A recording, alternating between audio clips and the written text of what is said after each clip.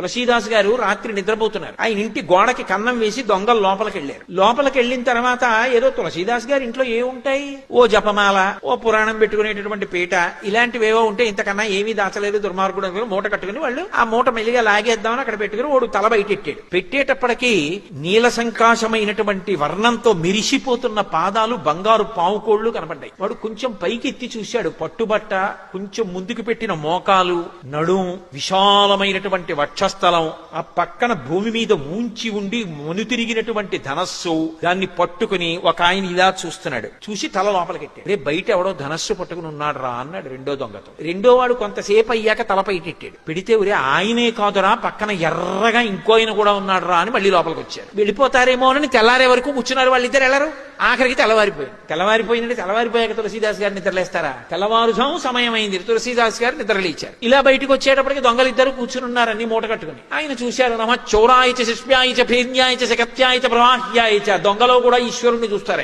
ఆయన అన్నారు, అయ్యయ్యో అదేమిటి అలా మూట కట్టు కూర్చున్నారు, వెళ్ళిపోయారా అన్నారు. ఆ పాటి ఇంగిత జ్ఞానం మాకు లేక కాదు. బయటికి ఎడదామంటే ఇద్దరు నించున్నారు. ఒకడు నల్లగా ఉన్నాడు, ఒకడు ఎర్రగా ఉన్నాడు. రాత్రంతా నించునే ఉన్నారు. పైగా చేతిలో కోదండాలున్నాయి. ఇలా చూస్తున్నారు. కానీ అంత అందంగా ఉన్నారు.